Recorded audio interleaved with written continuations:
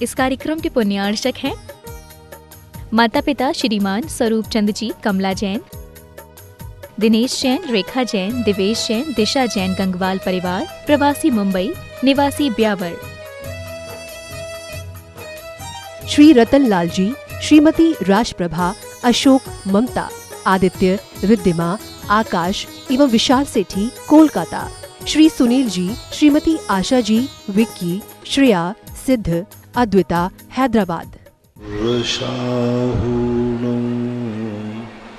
पंच परमेष्टि भगवान की, आचार्य श्री गुरुवर कुंद कुंद महाराज की, आचार्य श्री गुरुवर विद्यासागर महाराज, परम पूजनीय निव्यापक श्रवण मुनि श्री सुधा सागर जी महाराज की, समस्त मुनि संघ की, छुल्लक श्री 105 गंभीर सागर जी महाराज जी के चरणों में इच्छामी सहित आग्रह की जो ऑनलाइन जिज्ञासा समाधान के लिए हमें प्राप्त हुई है, पूज्य मुनि श्री के समक्ष कृपया प्रस्तुत करें।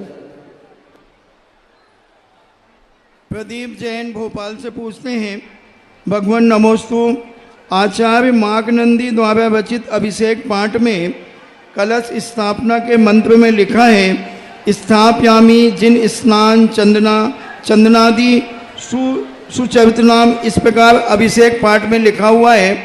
उसके उपरांत भगवान को विराजमान करने के मंत्र में प्रथम पंक्ति में यह लिखा है, स्नानम विधाय भव तोष्ट सहस्र नामना। तो भगवान यहाँ क्या प्रश्न उपस्थित होता है कि भगवान को क्या हम स्नान कराते हैं? पहली बात तो जो है चंदनादि सुचर्चितान, चर्चितान का अर्थ होता है कलश को बाहर से चंदन आदि से सिंगार। वो चर्चना यानी पूजना नहीं है, वहाँ चर्चना यानी सिंगारित करें, मांगलिक करें। जिस कलश से अभिषेक कर रहे हो उसमें स्वस्तिक आदि चंदन से बना करके उसको मांगलिक करें। उसको मांगलिक करने को बोलते हैं चर्चितान। और स्नान का अर्थ संस्कृत भाषा में अभिषेक, स्नान, ये सब एकार्थवाची शब्द हैं। तो संस्कृत में स्नान का अर्थ होता है अभिषेक और अभिषेक का अर्थ होता है स्नान। तो स्नान में उससे कोई बाधा नहीं है। ये साहित्यिक शब्द कहलाते हैं। साहित्य में जैसे अपन महाराज को, भगवान को नमोस्तु बोलते हैं, लेकिन साहित्य में नमस्ते नमस्ते बोलते हैं। आज महाराज को नमस्ते बोले तो आपको बड़ा बुरा लगे कि नमस्ते तो दोस्त यारों को बोला जाता है, लेकिन संस्कृत भाषा में नमस्ते भी, नमोस्तु भी आदि शब्दों का प्रयोग होते हैं। ये भाषागत रूप है। आज वर्तमान में जो रूढ़ अर्थ लिया जा रहा है वो अर्थ अभिषेक ही लेना चाहिए। रीता जैन मध्य प्रदेश से पूछती हैं, नमोस्तु महाराज जी, कुछ साधु संत हम लोगों को यंत्र आदि दे देते हैं, तो क्या हम उन्हें घर में रख सकते हैं क्या? पहली बार ले क्यों लेते हो आप? मतलब तुम्हें कोई भी कोई चीज़ देवे तुरंत ले लो। कोई लेते समय ये तो सोचना चाहिए कि मैं उसको संभाल पाऊंगा या नहीं संभाल पाऊंगा। अब महाराज लोग विवेकहीन हैं तो श्रावक को तो विवेकहीन नहीं होना चाहिए, क्योंकि जो जादू टोना आदि आजीविका के साधन बना लेते हैं आप लोगों से पैसा ऐंठने के लिए, वो दे देते हैं यंत्र तंत्र आदि। ये नहीं रखना चाहिए, नहीं लेना चाहिए। महाराजों को हाथ जोड़ के कह देना चाहिए, महाराज जी हम इसके योग्य नहीं हैं, हमारा घर भी इसके योग्य नहीं है, क्योंकि हमारा घर गृहस्थी का घर है और गृहस्थी के कार्य गृहस्थी के अनुसार ही होते हैं। इतनी बड़ी शक्ति को हमने अपने घर को इतना योग्य नहीं बनाया, और दे दिए जाएं तो चुपचाप किसी गहरे पानी में जा कर के उनको विसर्जित करके 9 बार नमोकार मंत्र पढ़ लेना चाहिए। सर्वेश जैन सिरोन से तेल वाले पूछते हैं, महाराज जी अंतिम नारायण जो नेमिनाथ के चचेरे भाई थे उनके संयम के भाव क्यों नहीं हुए? जब द्वारका आदि में आग लगने के बाद भी उनके संयम लेने के भाव क्यों नहीं हुए? कुछ लोगों का नियोगी होते हैं। अर्धचक्रियों का ऐसा नियोग होता है कि वो ऐसा पूर्व भाव में ऐसा कर्म बांध के आते हैं, उस नियोगी कर्म के कारण से उनको उस कर्म का फल भोगना पड़ेगा, और उस कर्म को फल के भोगने में संयम बाधक है। इसलिए उनकी जो कषाय है, अप्रत्याख्यानावर्णी कषाय, वो इतनी तीव्र होती है कि वो संयम के परिणाम नहीं लेने देते। वो एक भाव पहले से ही उनकी ऐसी भूल, गलती या ऐसा कर्म बंध जाता है, इसलिए नियोगी है। राजीव जैन अमरपाटन से पूछते हैं, नमोस्तु महाराज जी, जन्म के उत्सव के समय समाज भोजन स्वीकार करती है और मृत्यु भोज का निषेध करती है। दोनों भोजन राग के कारण होते हैं, फिर इसका निषेध क्यों किया जाता है? आपके राग का त्याग है तो जरूर मत करना। आपका राग का त्याग नहीं है, इसलिए जन्म आदि के कार्य करने में कोई बाधा नहीं है। वहाँ तो अनैतिक है, वहाँ खुशी है ही नहीं, और तुम अपनी खुशी मनाए जा रहे। दूसरा, जन्म का और शादी ब्याह का भोजन देना मिथ्या तो नहीं है, मृत्यु भोज देना मिथ्यात्व है। क्योंकि मृत्यु भोज देते समय ये धारणा बनी है कि यदि हमने उसकी तेरमा नहीं किया तो उस आत्मा का तिरेगी नहीं वो आत्मा। आत्मा क्या बनेगी? गांव में क्या परम, वो भूत बन के भटकती रहेगी। इसलिए उसको भोजन तो उसके साथ मिथ्यात्व जुड़ा हुआ है, मृत्यु भोज के साथ मिथ्यात्व है, इसलिए उसका मना किया जाता है। और दूसरा, वो अनैतिक है, दुख में मिठाई बांटी नहीं जाती। और जन्म आदि महोत्सव में करते हैं को कोई बाधा नहीं, नहीं करते हैं तो जरूरी नहीं है, लेकिन उन दोनों की तुलना करना ठीक नहीं है। करना या नहीं करना ये बात की बात है, मृत्यु भोज तो करना ही नहीं चाहिए। वो तो पूरा ठेठ मिथ्यात्व का समर्थक है, और मिथ्यात्व के अंतर्गत ही आएगा, क्योंकि जिस पर्पस से वो किया जाता है वो पूरा मिथ्यात्व की कोटि में आता, अनैतिक भी है ऐसा। मीनू जैन गाजियाबाद से पूछती हैं, नमोस्तु महाराज जी, हमारी एक सहेली जी ने पूछा है कि अगर हमारे पति 1 साल पहले मरण को प्राप्त हो गए हैं और 1 साल का बेटा है, तो क्या हम मंगलसूत्र और चूड़ियाँ आदि पहन सकते हैं?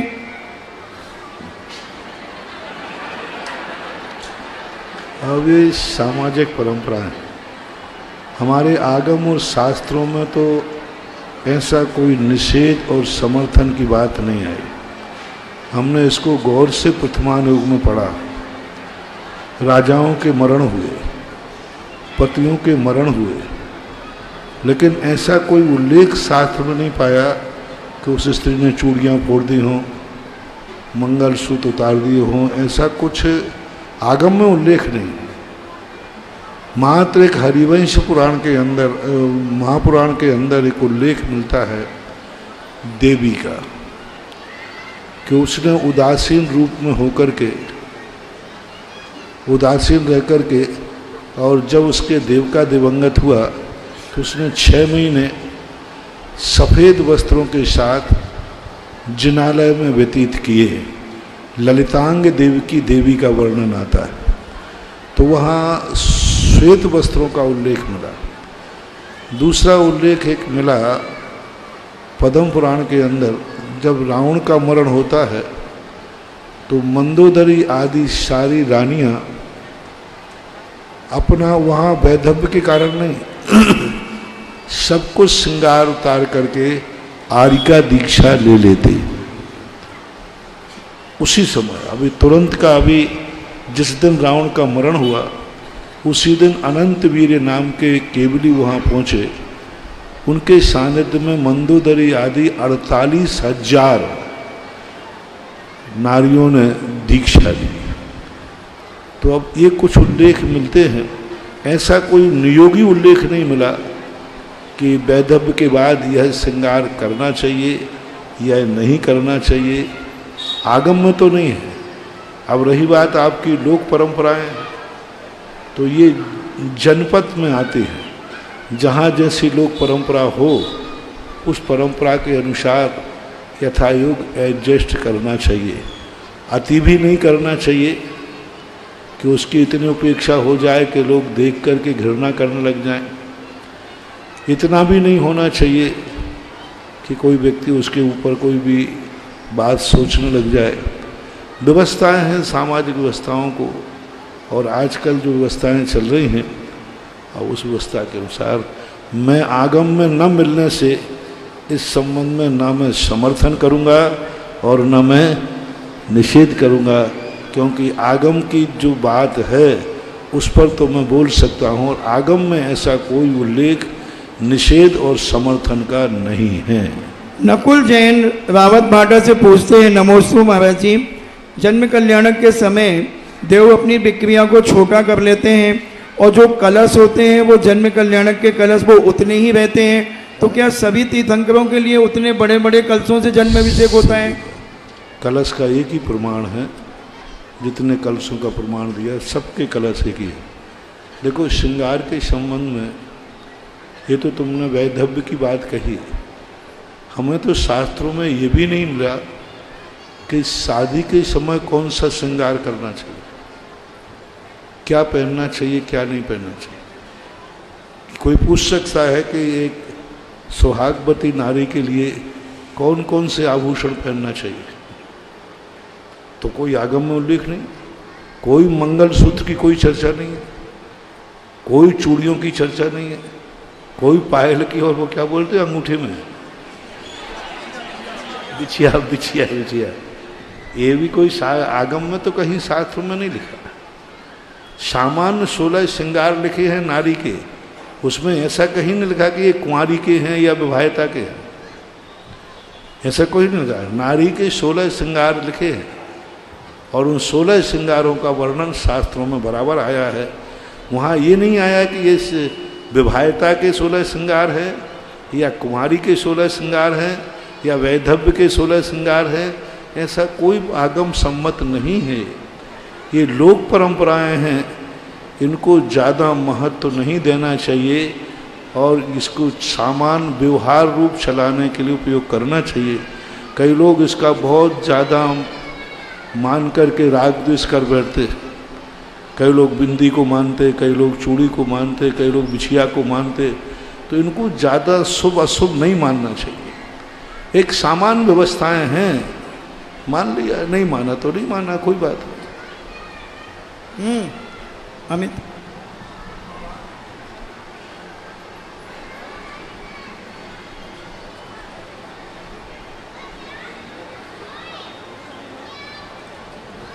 हेलो, अब आप सभी की प्रत्यक्ष जिज्ञासा के समाधान का सत्र प्रारंभ होने जा रहा है। सबसे पहले आज प्रातःकाल जिन्होंने शांति धारा करने का सौभाग्य प्राप्त किया वो अपने स्थान से नमोस्तु कर लेंगे।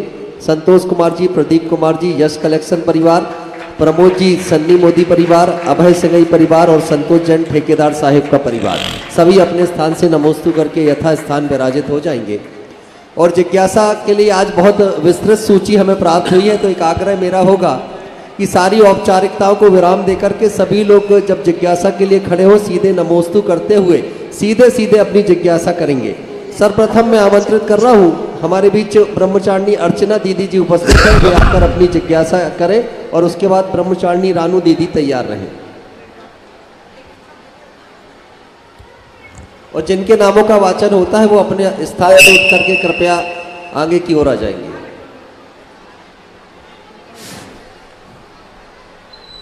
परम पूज्य मुनि श्री के चरणों में बारंबार नमोस्तु। महाराज श्री, मेरी जिज्ञासा है कि कर्म और भाग्य में क्या अंतर होता है? कर्म और भाग्य में कोई अंतर नहीं है। कर्म को विधि भी कहते हैं और विधि को भाग्य भी कहते हैं। अब कर्म का शाब्दिक अर्थ दो है, एक रूढ़ अर्थ है और एक व्युत्पत्ति परक अर्थ। रूढ़ अर्थ वो है जो 8 प्रकार के कर्मों को कर्म कहते हैं, ये रूढ़ अर्थ है। ये मात्र जैन दर्शन ही स्वीकार करता है। विश्व के जितने दर्शनों में जैन दर्शन ही 8 प्रकार के कर्मों को कर्म संज्ञा है, रूढ़ है। और एक कर्म का अर्थ होता है पुरुषार्थ। कर्म किए जा, फल का चिंता मत कर रहे हो। कर्म यानी पुरुषार्थ, क्रिया। तो जब हम क्रिया के रूप कर्म लेते हैं तो भाग्य अलग हो जाता है, कर्म अलग हो जाता है। और जब कर्म को हम 8 कर्मों से जोड़ते हैं तो जैन दर्शन के अनुसार 8 कर्म कहो और भाग्य कहो एक ही बात है। कल का किया हुआ पुरुषार्थ जो कर्म बंद करके उदय में आता है उसको भाग्य कहते हैं, वो शुभ अशुभ भी होता है, ऐसा मानना चाहिए। इसके बाद जिज्ञासा करें मुनि श्री निरुपम सागर जी महाराज श्री के परिवार से बंटी दीदी, और उसके बाद तैयार रहेंगी महिला मंडल शिवनगर की सदस्य।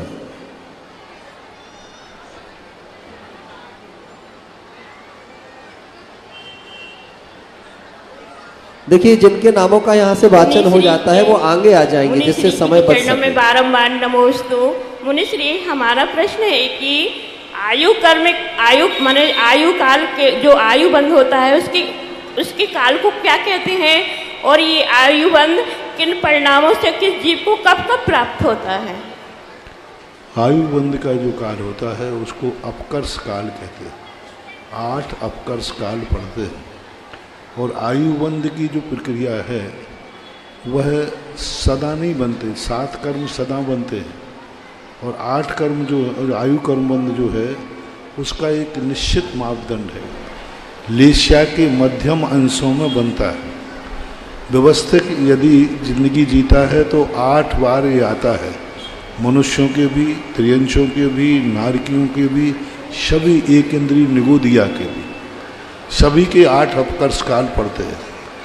और यदि अकाल में मौत होती है तो फिर 8 अपकर्ष कालों का कोई नियम नहीं होता।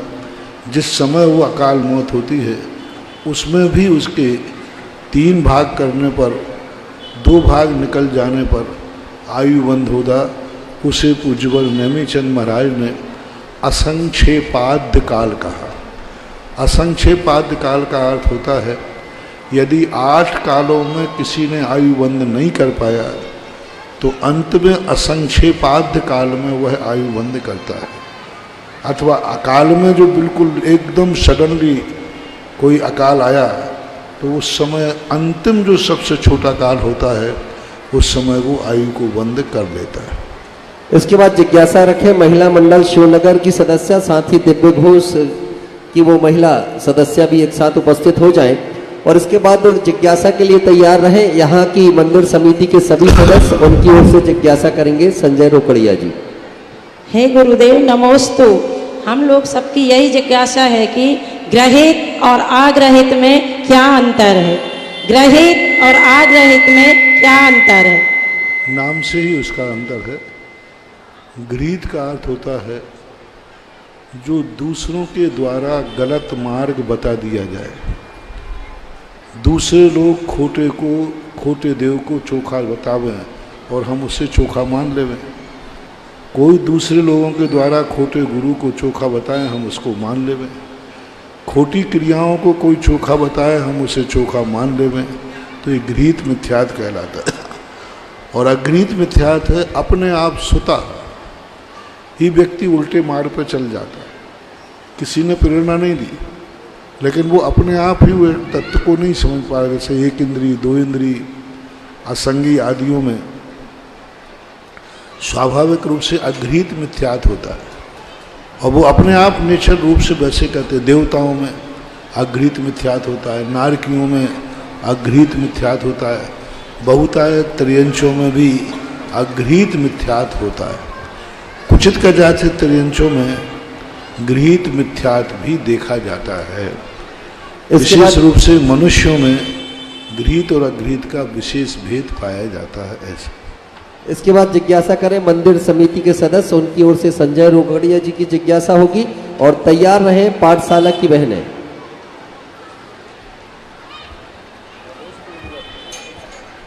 नमोस्तु मुनिवर, नमोस्तु मुनिवर। मुनिवर जी, हम लोगों की जिज्ञासा है कि विगत 11 वर्ष से हम लोग आपके द्वारा बताए गए नियमों का अक्षरशः पालन कर रहे हैं, लेकिन हमारे समाज के कुछ वयोवृद्ध ज्ञानी व्यक्ति उसमें कुछ नुस्ख निकालते हैं। जैसे वो हर तल पर जाकर अभिषेक करते हैं, हर पात्र से गंधोदक लेते हैं, हर वेदी के भगवानों का चरण स्पर्श करते हैं, तो कृपया आप हमारी जिज्ञासा का समाधान करें, क्या ये उचित है? देखो, इन सूखी लकड़ियों को मत छोड़ो। ये सूखी लकड़ियां हैं, इनको झुकाओगे तो ये झुकेंगी नहीं, टूट करके माथा और फोड़ देंगे। इसलिए इनको तो ये मान के कहो कि इनकी जिंदगी ऐसे ही निकल गई और गई बहुत, रही थोड़ी थोड़ी भी अब जाए। क्या करें, समझाने से समझते नहीं, मानते नहीं, और अच्छी बात नहीं है। व्यवस्थाओं को, अनुकूलताओं को देखना चाहिए। गंधोदक उसी समय लेना चाहिए जहाँ लिया जाता है। वेदी पे चढ़ कर के सभी भगवानों को छूना ये उचित नहीं है, अच्छा नहीं है। इससे बहुत बड़ा दोष आता है। देखो, एक बार भगवान को तुमने छू लिया, आप लोग ग्रस्त हो, आपका शरीर इतना शुद्ध नहीं है। एक बार भगवान के चरण छू लिए तो वे हाथ दूसरे भगवान को नहीं लगना चाहिए। आप लोग क्या करते हो, एक भगवान को यदि चरण छू लिए तो एक भगवान के चरणों को छुआ हुआ हाथ अब वो दूसरे भगवान को नहीं छू सकता। आप उसको पहले धोइए, और धोते समय ऐसे नहीं कि 2 बूंदें डाली और यूं कर लिया, तो जो गीलापन रहा वो तो अशुद्ध। हाथों को धोइए, सुखाइए, फिर दूसरे भगवान को छूइए। बहुत अच्छा उदाहरण तो मैं देता हूँ। गंधोदक पवित्र है कि नहीं, अपन सब माथे पे लगाते कि नहीं, तो उसी गंधोदक से अपन दूसरे भगवान का अभिषेक कर सकते हैं कि नहीं? अरे गलत वही गंधोदक, जो गंधोदक भगवान के ऊपर से आया ना, उसी को अपन कलश मार के दूसरे को ढाल सकते कि नहीं? नहीं ढाल सकते। गंधोदक अपने लिए पवित्र है, लेकिन वो इतना पवित्र भी नहीं है कि दूसरे भगवान के ऊपर ढाल दिया जाए। बहुत सही उदाहरण है। गंधोदक 100% पवित्र है कि नहीं, लेकिन इतना पवित्र नहीं है कि भगवान के ऊपर। इसी प्रकार भगवान के चरण छू लिए, अपना हाथ पवित्र हो गया, लेकिन भगवान के चरण इतने पवित्र नहीं है कि उनको छूने के बाद हम दूसरे भगवान को उन हाथों से छुएं। तो ये जो छूने वाली जो परंपरा चलती है, इनको कोई पुण्य नहीं लगना। ये तो एक भगवान के चरण छूकर दूसरे को छू रहे। तो इस प्रकार के नहीं, आप एक भगवान को चरण पकड़ लीजिए और दृष्टि स्पर्श कीजिए। दृष्टि स्पर्श से आप एक भगवान जो है उनको चरण, और सब भगवानों को देख लीजिए। एक भगवान के अंदर सारे भगवानों का करंट आ जाएगा। सबको छूने की जरूरत ही नहीं है, दृष्टि से छू लो।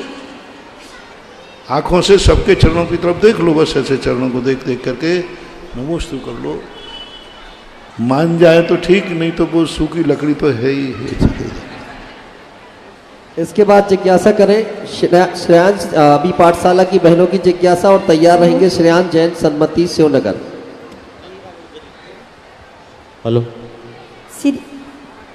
श्री विद्यासागर संस्कार वाटिका परिवार की तरफ से मुनि श्री को बारंबार नमोस्तु नमोस्तु नमोस्तु।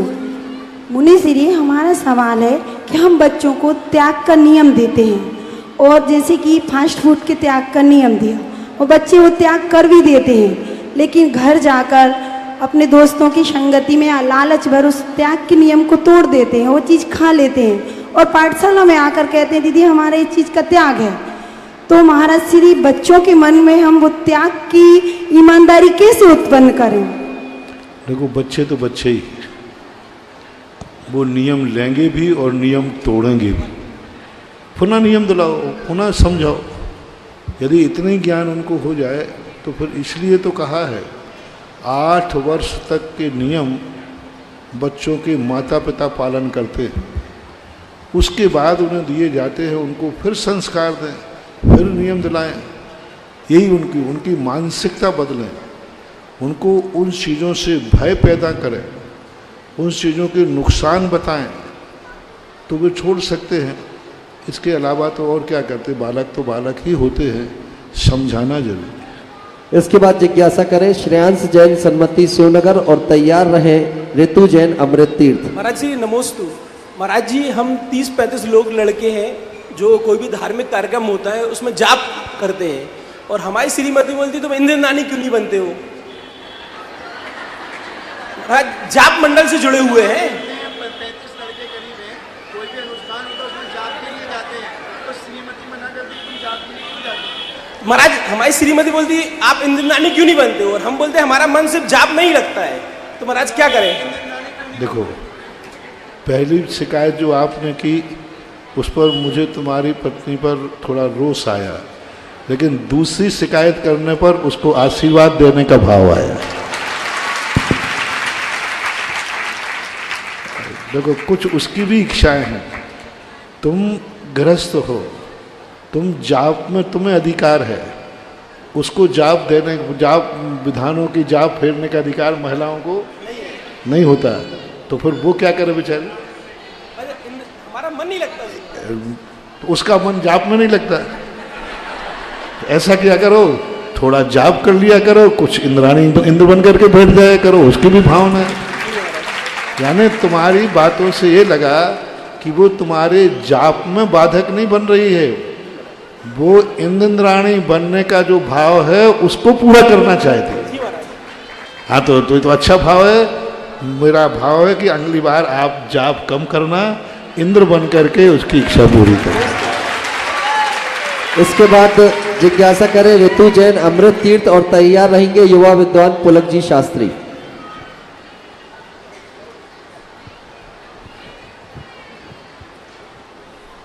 मेरे परम आराध्य गुरु को मेरा और मेरे परिवार की ओर से आत्मा के अनंत प्रदेशों से बारंबार नमोस्तु।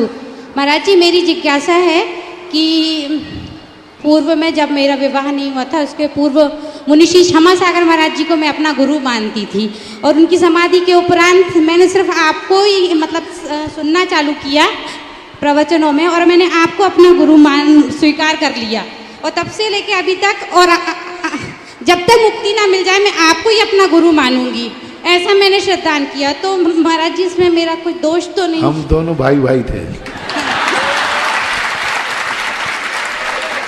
कोई बात नहीं, दोनों हम एक ही गुरु के चेले हैं, एक ही स्टेज पे दीक्षित हुए थे, कोई बात नहीं कि आपकी श्रद्धा है, हम लोगों में कोई फर्क नहीं पड़ेगा, आप अपना संभालो।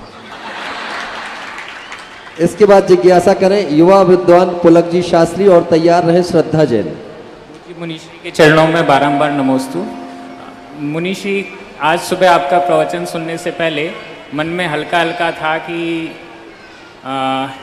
आप मेरे लिए ही शिवनगर और जबलपुर आए हैं, लेकिन प्रवचन सुनने के बाद अब विश्वास हो गया कि आप वास्तव में मेरे लिए ही शिवनगर और जबलपुर आए थे। और ये महाराज जी मेरे मन की बात नहीं है, यहाँ जितनों ने ताली बजाई है उन सब के मन की बात है। तो महाराज जी, आपकी सारी बातें अच्छी लगती है, सिर्फ एक बात अच्छी नहीं लगती है, जब आप जाते हैं विहार करते हैं तो बिल्कुल भी अच्छा नहीं लगता है।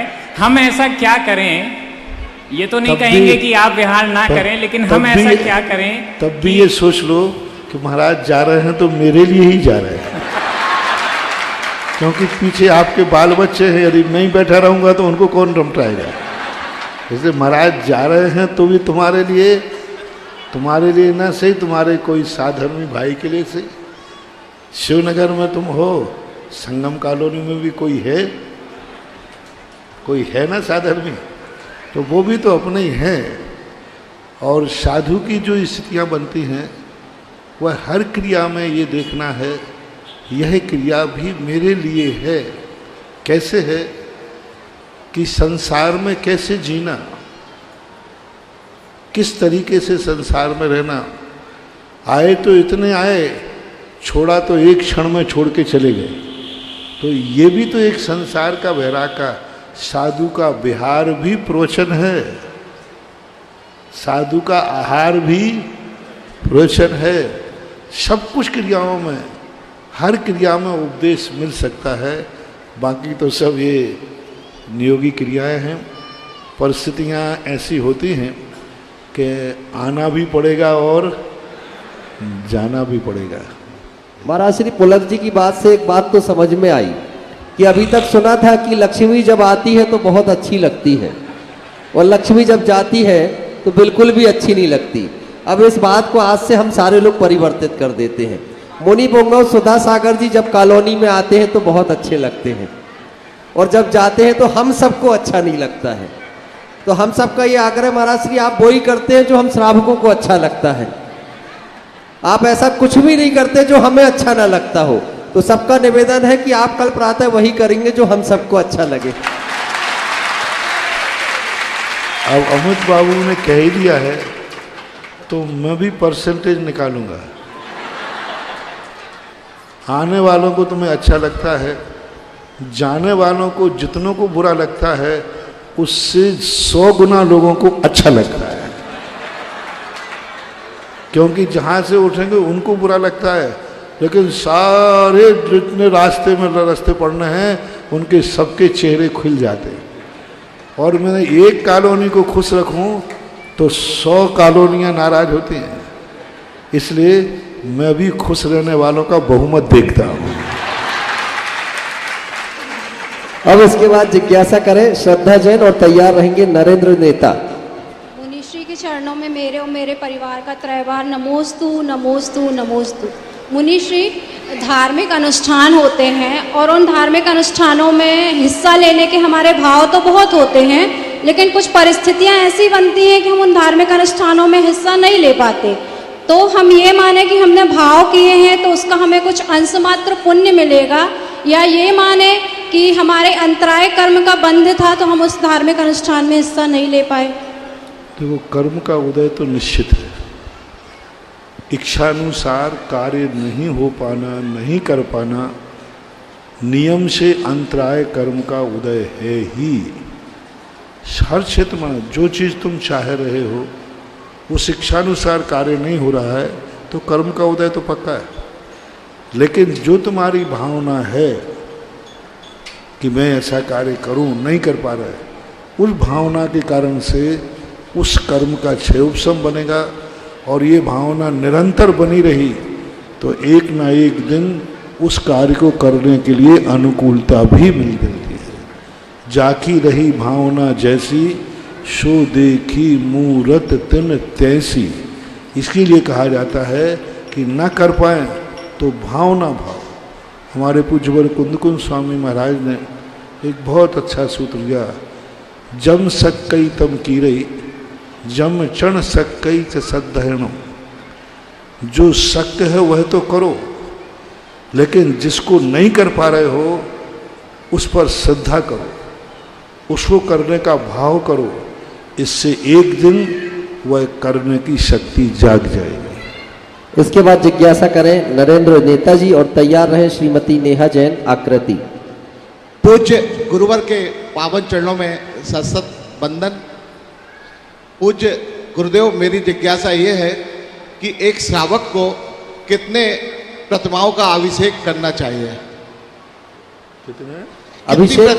लोग क्या बहुत सारी प्रतिमाओं का अभिषेक करते हैं, तो कितनी प्रतिमाओं का अभिषेक करना चाहिए? आपने सुविधा के लिए 4 पांडुक शिला एक वेदी में ऐसा स्थापित की कि सब अलग अलग अपना अभिषेक करें, लेकिन कई लोग हैं जो तीनों वेदियों में जाकर अभिषेक करते हैं, 12 भगवान का अभिषेक एक करते हैं। आप 2011 में जबलपुर में थे? मैं जब से जुड़ा हूँ गुरुदेव, उसके पहले से जुड़ा हूँ। आपके चरणों ही से जुड़े हुए? आपके मेरे गुरुदेव ही आप हैं। 2011 में एक एक बच्चे जैसा एक एक कॉलोनी में जाके समझाया है। शिवनगर में कितने दिन रहा था? 17 दिन गुरुदेव। हाँ, और यहाँ समझाया है कितने दोष हैं, कितनी हानियां हैं, नहीं करना चाहिए। एक मूर्ति का अभिषेक कर लिया और दूसरी करने की अनुकूलता बनती है तो करने की बात अलग है, लेकिन सब मूर्तियों का अभिषेक, मूर्ति के लिए अभिषेक किसी आगम में नहीं लिखा। मूर्ति का अभिषेक होना चाहिए ऐसा किसी शास्त्र में नहीं लिखा। श्रावक को अभिषेक करना चाहिए ये शास्त्रों में लिखा है। और पूज्यवर माघनंदी महाराज के अनुसार तो स्पष्ट हो गया कि एक ही मूर्ति का अभिषेक होता है। क्योंकि उसका हेतु यह है कि उन्होंने मूर्ति को उठाने का अभिषेक का भाव कहा कि मूर्ति को आप गद्दी से उठाकर लाइए, पांडुकशिला विराजमान करने की बात कही पीठ का, और उस पर भगवान को विराजमान कीजिए। इससे सिद्ध है कि अनेक मूर्तियों के मध्य में जिस मूर्ति का हम अभिषेक करना चाहते हैं उसको पांडुकशिला पर विराजमान करो। मूल वेदी पर यदि अपन करते हैं तो उस समय हमें उसकी स्थापना करना पड़ती है उतनी देर के लिए, तो ये नहीं होना चाहिए। गंधोदक के लिए भगवान का अभिषेक किया जाता है, भगवान के लिए नहीं। भगवान के लिए अभिषेक नहीं करना, गंधोदक के लिए अभिषेक करना। और गंधोदक अपन एक मूर्ति का मिल गया, ठीक है। कुछ कदाचित कभी मान लीजिए ऐसा भाव आया कि लोग सभी मूर्तियों का अभिषेक समाज की व्यवस्थाएं बनाई गई, तो कुछ कदाचित बात अलग है, लेकिन निरंतर अनुशासनहीनता करना ठीक नहीं। और सबसे बड़ी चीज़ है अनुशासनहीनता नहीं होना चाहिए। इसके बाद जिज्ञासा करें श्रीमती नेहा जैन आकृति और तैयार रहे संतोष जैन नेता शिवनगर। नमोस्तु महाराज श्री मेरी जिज्ञासा है कि हमारे पापा जी को पार्किंसन की प्रॉब्लम है, मस्तिष्क रोग है, तो मेरी जिज्ञासा ये है कि क्या हम उन्हें समाधि या संलेखना की ओर अग्रसर कर सकते हैं, या जो वो अभद्रता करते हैं या जैसे गाली वगैरह देते हैं तो क्या उन्हें उसका पापबंद होगा, दोष लगेगा? देखो उनकी स्थिति जैसी है, वो यदि नहीं समझ रहे हैं तो हम उनसे जबरदस्ती नहीं करा सकते। संलेखना जोशपूर्वक होशपूर्वक ली जाती है, उनको जबरदस्ती हम त्याग करा दें वो अंदर से घुट जाएंगे, उनका वैराग्य भाव तो रहेगा नहीं। हाँ, समझने में आए तो थोड़ी बहुत समझा सकते हैं, और वो गाली आदि देते हैं समझा ही सकते हैं, बाकी उनको उपयोग में एकाग्रता ना होने से उनको उतना पाप नहीं लगेगा जितना सामान्य को लगता है। इसके बाद जिज्ञासा करें संतोष जैन नेता शिवनगर और तैयार है कल्पना जैन एवं स्वाध्याय ग्रुप। परम पूज्य गुरुद्वय के चरणों में मेरा बारंबार नमोस्तु नमोस्तु नमोस्तु। गुरुदेव, मेरा ये जिज्ञासा है कि क्या समस्त जहाँ जहाँ से भी तीर्थंकर होते हैं तो क्या सभी जगह एक सी व्यवस्था होती है, क्या अलग अलग व्यवस्थाएं होती हैं? व्यवस्था का अर्थ क्या? जन्म से लेके निर्वाण तक की व्यवस्था, नियोगी व्यवस्था। 5 कल्याणक वालों की जितनी व्यवस्थाएं हैं सब नियोगी हैं।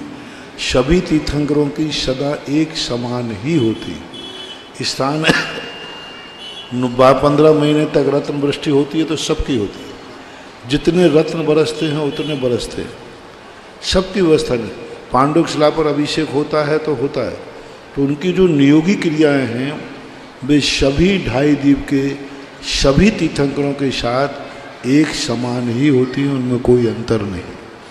क्षेत्र का अंतर होता है, कोई कहीं जन्मता कोई कहीं, लेकिन व्यवस्था एक सी होती है। नमस्ते। इसके बाद जिज्ञासा करें कल्पना जैन एवं स्वाध्याय ग्रुप और फिर तैयार रहे इसके बाद अखिलेश सेठ। हे गुरुवर जी, नमोस्तु नमोस्तु नमोस्तु।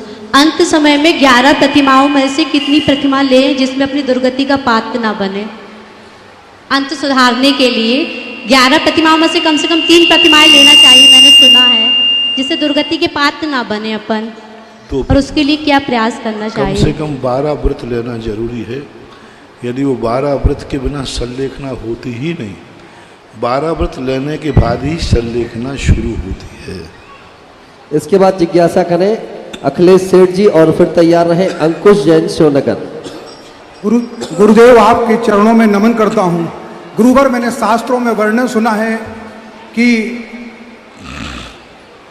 देव होते हैं, मुनिराज होते हैं, रिद्धिधारी मुनि होते हैं। गुरुवर, जब इतने हमारे गुरुवर इतने बड़े बड़े मुनि होते हैं तो हमारे मंदिरों से छत्र चमर भावा मंडल और मूर्ति भी चोरी चली जाती है। तो गुरुवर, इसका हमें शंका समाधान करें। जब हमारे इतने बड़े बड़े साधु संत हैं, इतने बड़े बड़े जो हो गए हैं, इसके बाद हमारे मंदिरों से मूर्ति चोरी चली जाती, तो फिर वो रक्षा क्यों नहीं करते? उनको रक्षा करना चाहिए। अगर वो भगवान की रक्षा नहीं कर सकते तो हम समाज के लोगों की रक्षा पर कौन करेगा? गुरुवर, इसका शंका समाधान करें। आपको राष्ट्रपति मालूम? राष्ट्रपति का, राष्ट्रपति स्वयं की रक्षा नहीं कर सकता, क्योंकि उसमें स्वयं की रक्षा करने के राष्ट्रपति हथियार नहीं रख सकता, बंदूक नहीं रख सकता। कोई मारे तो मर सकता है, लेकिन राष्ट्रपति मार नहीं सकता। ये राष्ट्रपति का प्रोटोकॉल है। उसकी रक्षा करने वाले कौन होते हैं? बॉडीगार्ड। इसी प्रकार भगवान अपनी रक्षा नहीं करते, अपने छत्र की रक्षा करते नहीं। उन मंदिर में यदि चोरी होती है, राष्ट्रपति को कोई नुकसान पहुंचाता है, तो केस राष्ट्रपति पे नहीं चलता, बॉडीगार्ड पे चलता है। तुम कहाँ थे? इसी प्रकार मंदिर में कोई चोरी होती है तो भगवान और हम दोषी नहीं है, तुम कहाँ थे? Also bodyguard. श्रावक का जुम्मा है, श्रावक बॉडीगार्ड है, श्रावक रक्षक है। भगवान को रक्षक बना लिया, वो तुम्हारे बाप के नौकर है जो तुम्हारी रक्षा करते रहे। राष्ट्रपति कभी अपनी रक्षा नहीं करता, और राष्ट्रपति कभी बॉडीगार्ड की भी रक्षा। राष्ट्रपति पे संकट आता है तो राष्ट्रपति बॉडीगार्ड कहे साहब मुझे बचाओ, नहीं, राष्ट्रपति बॉडीगार्ड को भी नहीं बचाएगा, स्वयं को भी बचाने का उसके पास कोई उपाय नहीं है। लेकिन बॉडीगार्ड जरूर राष्ट्रपति को बचाता है, स्वयं भी बचाता है। इसलिए मंदिरों के जो भक्त श्रावक होते हैं, इनका कर्तव्य है कि इनको रात भर तुम्हारे समाज को रात भर मंदिरों में कायदा से चौकीदारी करना चाहिए। ड्यूटी ये है मंदिरों की चौकीदारी, एक एक दो दो घरों के परिवार की चौकीदारी बनना चाहिए। कम से कम शिवनगर में कितने लोग हैं? घर कितने? 700 घर हैं। तो एक दिन में ये दो दो परिवार भी यदि जागें कि रात भर दो परिवारों की ड्यूटी ये है, तो ये कायदा से मंदिरों में जब चोरी हो तो वहां की समाज पर केस होना चाहिए। तुम कहाँ थे? महाराजों को ड्यूटी, महाराजों का यही काम है कि महाराज को तो महाराज को उठा ले जाए तो नहीं बोले। वो जितना महान आदमी होता है, शक्तिमान होता है, वो स्वयं की रक्षा करने में, आज प्रातःकाल ही मैंने कहा था, ये हमारे रक्षक नहीं हैं, हम इनके रक्षक बनना है। ये हमारे बॉडीगार्ड नहीं हैं, हम इनके बॉडीगार्ड हैं। तुम क्या बना रहे हो? ये हमारे बॉडीगार्ड है? नहीं, हम इनके बॉडीगार्ड। ये हमारे रक्षक नहीं हैं, हम इनके रक्षक हैं। यही तो गलत धारणा बना दिया है लोगों ने कि भगवान सबके रक्षक है। नहीं, भगवान का रक्षक मैं हूँ। राष्ट्रपति बॉडीगार्ड की रक्षा नहीं करता, बॉडीगार्ड राष्ट्रपति की रक्षा करता है। बड़ा कौन है यहाँ? बड़ा कौन है? भगवान। छोटा कौन है? तुम। तो तुम्हारे लिए रक्षा करना है, कल से ड्यूटी संभालो। इसके बाद जिज्ञासा करें अंकुश जैन शिवनगर और तैयार रहे वाणी जैन। गुरुदेव के चरणों में मेरे परिवार की ओर से त्रिवार नमोस्तु नमोस्तु नमोस्तु। गुरुदेव, मेरी जिज्ञासा है कि एक कहावत है कि मन चाहा मिले तो प्रभु कृपा और अनचाहा मिले तो प्रभु इच्छा, इसमें कितनी सच्चाई है? नहीं, ये आपकी बनाई हुई नीति गुण कहानियाँ हैं, सिद्धांत नहीं। भगवान की कोई इच्छा नहीं होती, भगवान की कोई मर्जी नहीं होती। मर्जी उनकी होती है जिनको मर्ज होता है। भगवान की वही मर्जी है जो तेरी अर्जी है, वही भगवान की मर्जी है। इसके बाद जिज्ञासा करें वाणी जैन और तैयार रहे उसके बाद संदीप जैन चरगवा।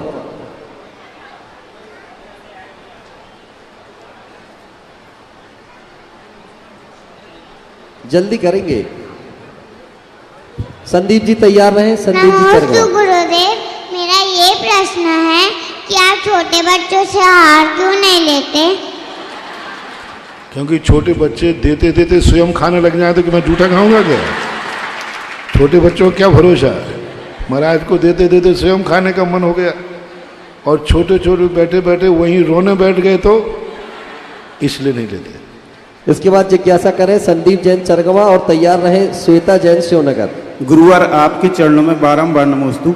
हे गुरुवर, आपने जो चरगवा मंदिर की नींव रखी थी वह मंदिर पूर्ण हो गया है, और सकल दिगंबर जैन समाज की इच्छा है कि आपके चरण जल्दी से जल्दी चरगवा में पड़ें।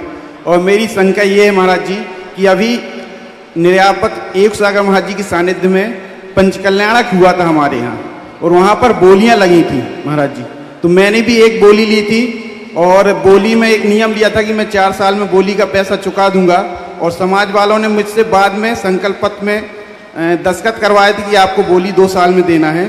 तो उसमें मुझे पाप लगेगा कि पुण्य लगेगा? अब ये तुम्हारे अंदर की, तुम पढ़े लिखे हो कि नहीं? जी महाराज जी। तो दस्तखत कैसे कर दिए? महाराज जी दस्तखत बाद में लिए हैं?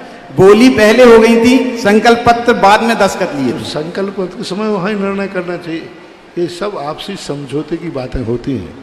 उस जिस समय लेती बोली उस समय आपको होश रखना चाहिए, और जिस समय हस्ताक्षर कर रहे हो उस समय होश रखना चाहिए। महाराज जी संकल्प पत्र में दस्तखत किए थे, जब बोला था समाज से तो समाज ने बोला दस्तखत तो कर दो, ये नियम है, बाकी आप 4 साल में बोली का पैसा दे देना। ऐसे ही अभी हम एक स्टाम्प मंगवाते हैं, तुम अपने मकान का भी तो दस्तखत कर दो, बाद में देखेंगे ले आओ। ये बचकानी बातें करते हैं। नाबालिग नहीं हो तुम, बालिग हो। अभी कोई कहेगा ये तुम स्टाम्प पर दस्तखत कर दो, क्या कर, अरे अभी तो कर दो, बाद में देखेंगे। तो ये बचकानी बातें कहलाती हैं। आपकी नादानी है, आपकी नादानी का ख्वाजा आपको खुद ही भोगना चाहिए। चले इसके बाद जिज्ञासा करें श्वेता जैन शिवनगर, और तैयार रहेंगे सुनील जैन तारादही। सुनील जी तारादही अपने स्थान पर खड़े हो जाएंगे, और इसके बाद तैयार रहे आराधना जैन शिवनगर।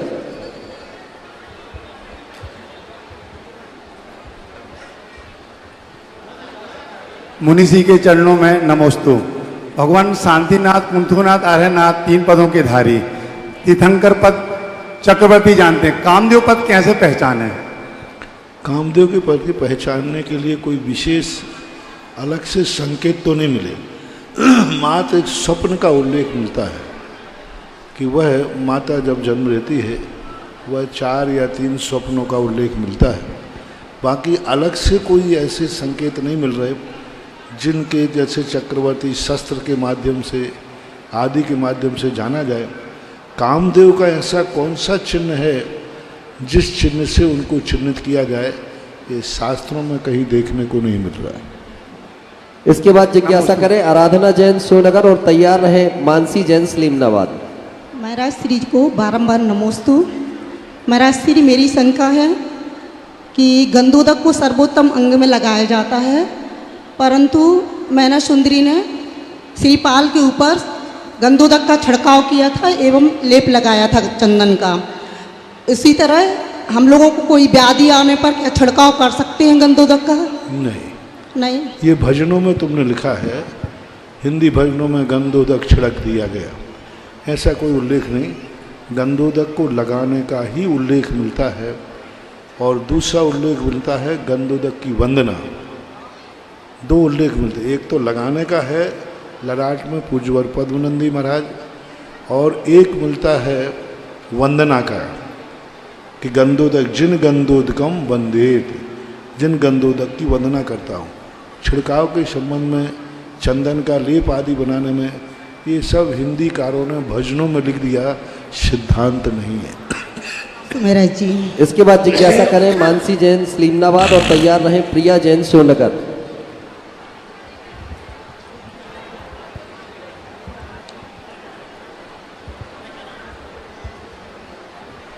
प्रिया जैन शिवनगर। परम पूज्य गुरुदेव के चरणों में कोटि से नमोस्तु नमोस्तु नमोस्तु। सभी मुनि चरणों में नमोस्तु नमोस्तु नमोस्तु।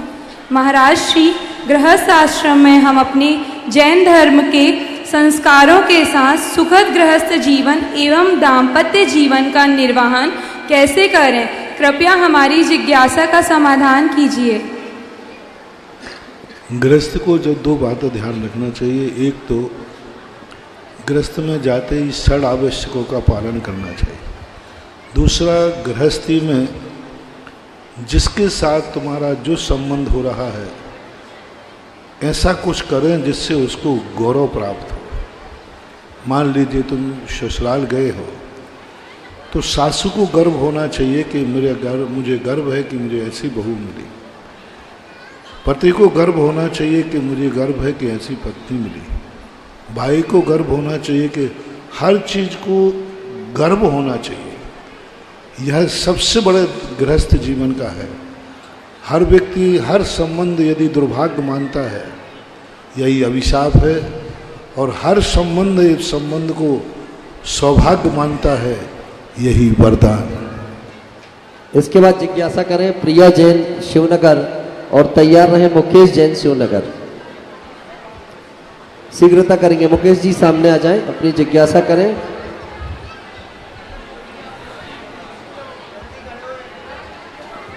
जल्दी करेंगे, समय सीमित है हमारे पास।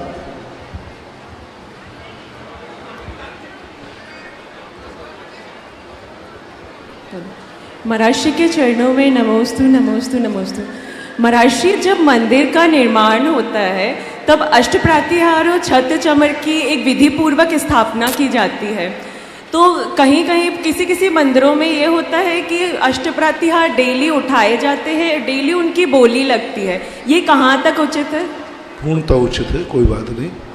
अष्टप्रातिहार एक ऐसे हैं जिनको बार बार स्थापित किया जाता है। बार बार जब भगवान का समोषण लगते हैं तो उस समय अष्टप्रातिहारे आदि अपने अलग व्यवस्थित हो जाते हैं।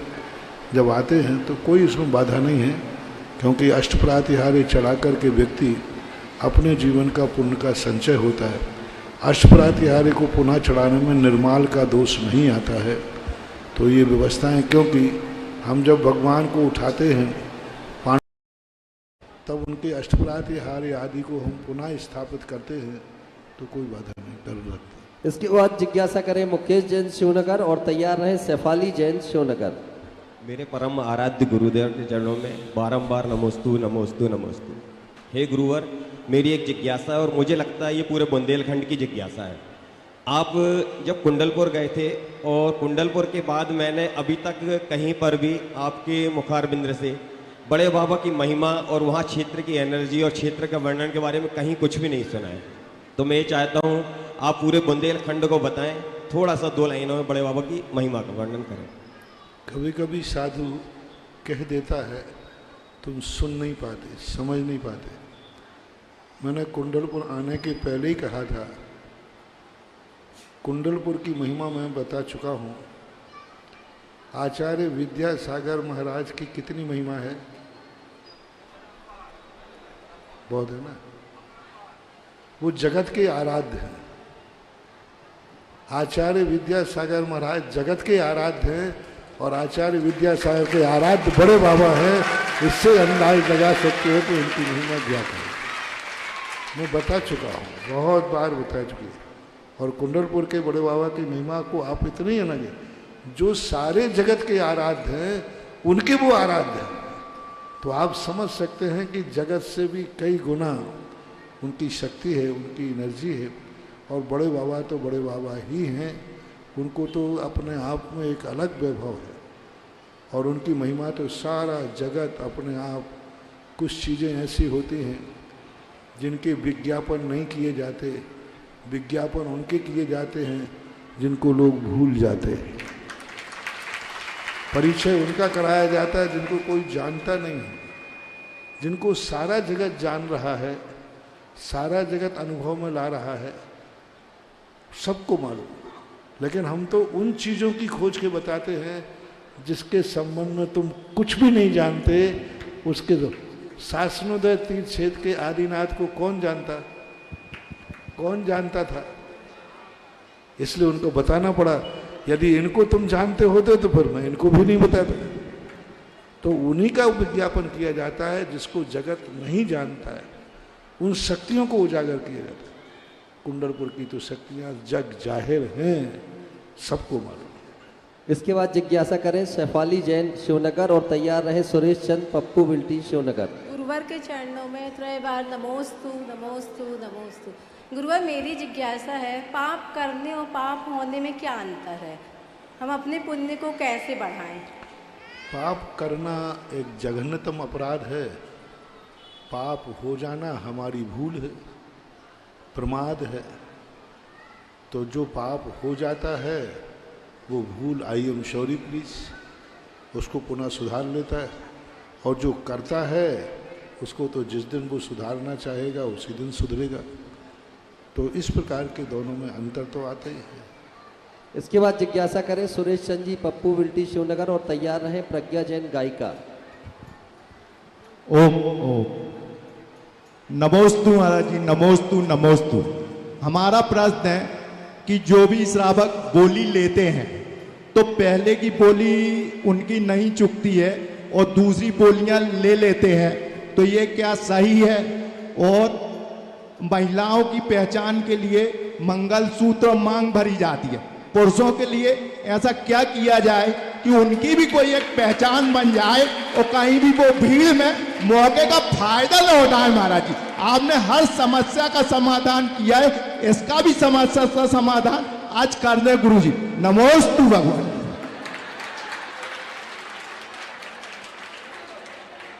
पुरुष प्रधान समाज है और पुरुष प्रधान समाज में पुरुष ने अपनी ऐसी वीआईपी व्यवस्था रखी है कि वो कहीं भी गुम हो जाए और कहीं भी चल जाए तो चल जाए, और स्त्रियों के लिए ऐसे बंधन बांध दिए हैं। अभी मैंने कहा था कि उनके लिए भी ऐसे कोई बंधन नहीं है कि कोई संकेत ऐसे मिलते हों, और आप लोगों के लिए मैं क्या बंधन बांधूं? सीधी बात है, मूर्ख आदमी के लिए चिन्हित किया जाता है, ज्ञानी को स्वयं समझदार होना चाहिए। तुम पुरुष हो, यदि तुम्हें भी चिन्हित किया जाए तो तुम में और स्त्रियों में फिर क्या अंतर रहेगा? पुरुष को खुद अपना आदर्श इतना होना चाहिए कि वह अपनी आदर्शता दिखाए कि मैं किस उम्र का हूँ, मेरे साथ कितने संबंध जुड़े हुए हैं। उनके आचार और विचारों से ही पता किया जा सकता है। अलग से चिन्हित करने का तो एक ही तरीका है जो मैंने कहा था कि सुबह उठ कर के धोती दुपट्टा पहनो, भगवान का अभिषेक करो। ये महिलाएं नहीं कर सकती, ये पुरुष कर सकता है। यही तुम्हारी पहचान है कि ये सुबह उठ कर के भगवान का अभिषेक पूजन करता है धोती दुपट्टा पहन के। यही पुरुषत्व है और ये पुरुष की सबसे बड़ी पहचान कहलाती है। ऐसा। इसके बाद जिज्ञासा करें प्रज्ञा जैन गायिका, शिवनगर। गुरुदेव की चरणों में कोटि कोटि नमोस्तु।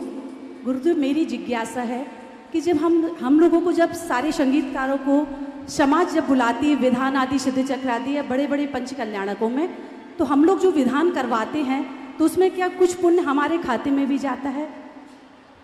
क्या हो जाता है गुरुदेव? हम लोग जब संगीतकारों के रूप में जब विधान आदि कराने जाते हैं, अंत का वाक्य जी, तो उसके लिए उनका जो पुण्य, जो हम विधान कराते तो उसका पुण्य हमारे कुछ खाते में जाता है क्या? आपका अभिप्राय क्या है? आपका अभिप्राय के ऊपर आधारित है। यदि मात आप प्रोफेशनल पैसे के लिए ही गए हैं तो आपको मजदूरी मिलेगी, पुण्य नहीं मिलेगा। और यदि आप अवभाग्य मान के गए हैं कि नहीं, मैं तो कराने की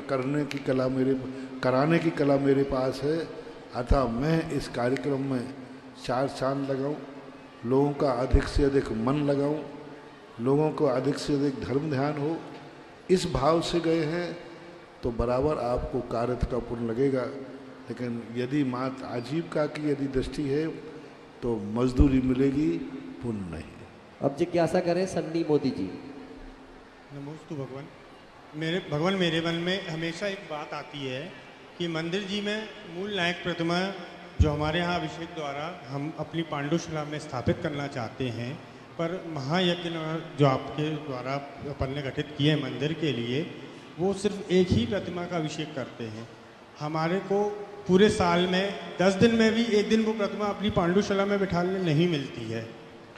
नहीं, उसकी व्यवस्थाएं पहले की गई थी कि यज्ञ नायक विराजमान करेगा। कौन सा मंदिर है?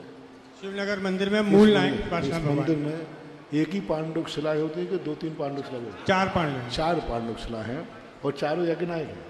एक यज्ञ नायक, 3। हाँ, तो एक यज्ञ नायक पर वो विराजमान करें और एक पांडुक शिला पर बदल बदल करके जो महीने वाले हैं वो विराजमान करे। व्यवस्था बनाई गई। माँ जी, मूल नायक पर प्रतिमा छीने नहीं मिलती।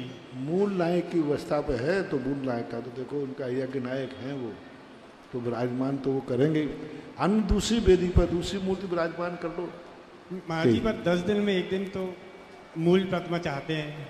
अब इस संबंध में एकदम यहाँ कोई निर्णय नहीं कर पाऊँगा, क्योंकि बनी हुई व्यवस्था के लिए पहले कोई विधान परिवर्तन करने के लिए 75% पहले सहमति लेना पड़ेगा। वो आता ना विधान संशोधन के लिए 1/3, हमें 1 है 2/3 मेजॉरिटी का समर्थन चाहिए।